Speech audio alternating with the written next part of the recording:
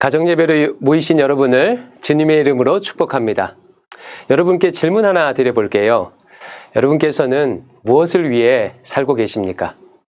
무엇을 위해 아침부터 저녁까지 그렇게 분주한 삶을 살고 계십니까? 내가 무엇을 위해 사는지 알 수 있는 좋은 방법이 하나 있는데요. 무엇을 두려워하는지를 보면 알 수가 있습니다.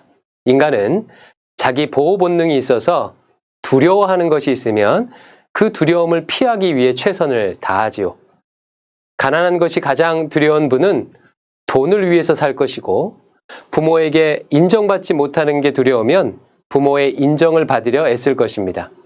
직장 잘리는 것이 두려운 사람은 직장에 목을 매며 살고, 건강 문제가 두려우면 건강에 많은 시간과 돈을 투자하게 되죠. 오늘 본문에서 주님은 이와 같은 세상 것들을 두려워해서 세상을 위해 살지 말고 하나님을 두려워하여 하나님을 위해 살라고 교훈하십니다. 두 가지 이유 때문이에요. 첫 번째는 세상은 유한하나 하나님은 이 땅의 삶뿐만 아니라 영원까지 다스리시는 분이시기 때문입니다. 28절 말씀. 몸은 죽여도 영혼은 능히 죽이지 못하는 자들을 두려워하지 말고 오직 몸과 영혼을 능히 지옥에 멸하실 수 있는 이를 두려워하라. 주님은 다소 과격한 예를 들어 이 세상 것들의 한계가 있음을 말씀하십니다. 이 세상 것들이 나에게 아무리 피해를 주어도 내 목숨 앗아가는 것 이상으로 피해를 줄 수 없다는 거예요. 쉽게 말하면 이런 거죠. 그래봤자 죽기 말고 더 하겠어? 그렇지요. 가난해도 큰 질병에 걸려도 사람들이 나를 핍박해도 나에게 줄 수 있는 피해의 최대치는 육체의 죽음 이상이 될 수 없습니다. 반면에 우리 하나님은 어떤 분이십니까? 이 땅에서의 생명뿐만 아니라 영원한 생명까지도 주관하시는 분이세요. 하나님은 가난도, 부모도, 직장도, 건강도 다 주관하실 뿐만 아니라 영원까지 책임지시는 분이십니다.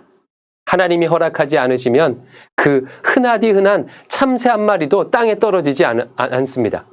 하나님께서는 내 머리털 숫자까지도 세실 정도로 모든 것을 아시는 전능하신 하나님이십니다. 그러니 별것 아닌 세상이나 사람들을 두려워하여 헛된 것을 위해 살지 말아야 합니다.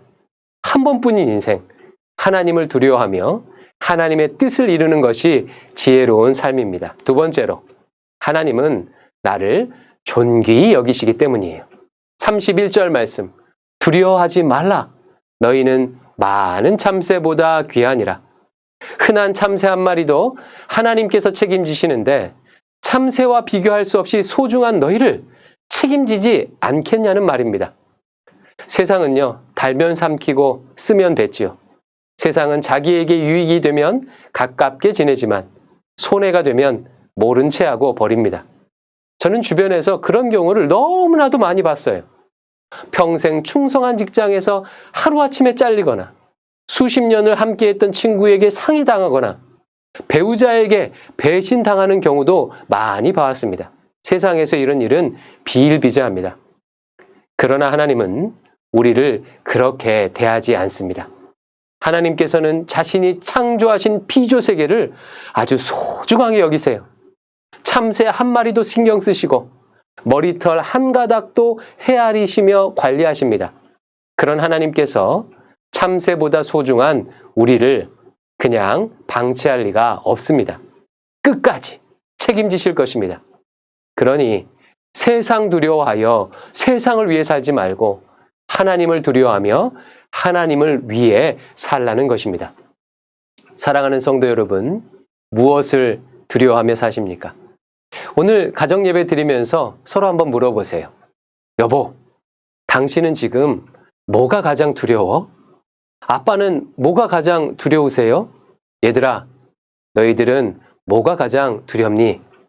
혹시 세상에 무엇을 두려워한다면 그것은 진짜로 두려워할 만한 것이 아님을 서로 확인하십시오.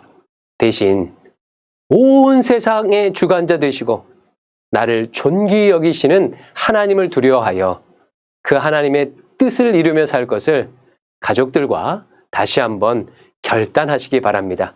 이와 같은 은혜가 있기를 주의 이름으로 축원드립니다.